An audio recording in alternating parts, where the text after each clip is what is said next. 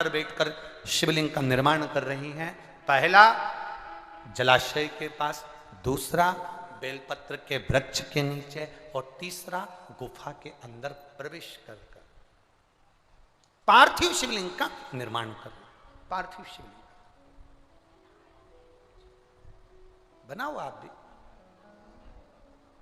एक प्रयास करिएगा। आपने कभी अगर मौका लगे और भगवान आपको अगर बहुत कृपा करा हुआ हो, आपके घर में अगर बहुत बाबा की अगर कृपा हो और आंगन में बेलपत्री का वृक्ष हो, तो प्रयास करना कि उस बेलपत्री के वृक्ष के नीचे 12 ज्योतिर्लिंग का निर्माण एक बार पार्थिव मिट्टी से अवश्य करें।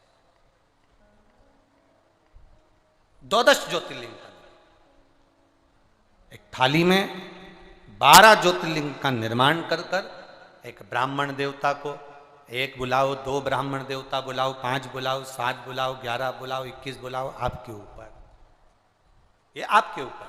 किसी विद्वत ब्राह्मण जन को बुलाकर जिसके हृदय में शिव समाया हुआ हो, जिसके कंठ पर मां सरस्वती माता, सरस्वती शंकर की कृपा से विराजमान हो, ऐसे कोई ब्राह्मण को बुलाकर, कोई भूदेव को बुलाकर 12 ज्योतिर्लिंग बेलपत्री के वृक्ष के नीचे उसका निर्माण कर उसका पूजन अभिषेक अपने परिवार के साथ में मिलकर बाबा का कर अगर कभी मौका लग जाए और बाबा अगर ऐसा कृपा करे, जैसे सत्यनारायण भगवान की पूजन होती है, इधर होती कि नहीं होती है, छत्तीसगढ़ में होती है, सत्यनारायण की कथा होती है, केले के खंभ लगाए जाते हैं, आंगन में करी जाती है, ढोल मंजीरा बजाया जाता है, खूब आराम से पंडित जी आकर कथा बाजते हैं, सत्यनारायण भगवान का अनुष्ठान। उसी तरह से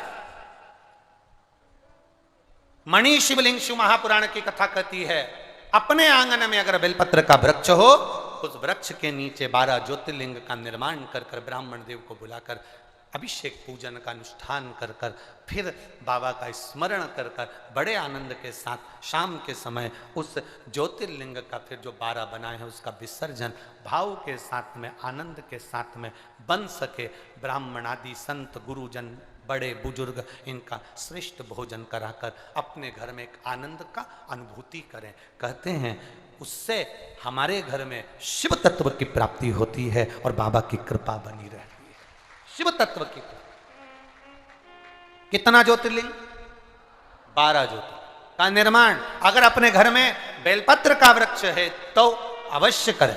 आपको मौका मिला है महीने, 2 महीने, 6 महीने, 8 महीने में, साल भर में, और बाबा से ऐसा प्रार्थना भी करें कि बाबा ऐसी कृपा करना, मैंने जो मांगा अगर वो पूरा होता है तो मैं 12 ज्योतिर्लिंग का निर्माण कर पूजन अवश्य करूं। ये तेरी कृपा बनी रहे, तेरी करुणा बनी रहे। करो एक अविरल भक्ति के साथ, एक विश्वास और दृढ़ता के साथ।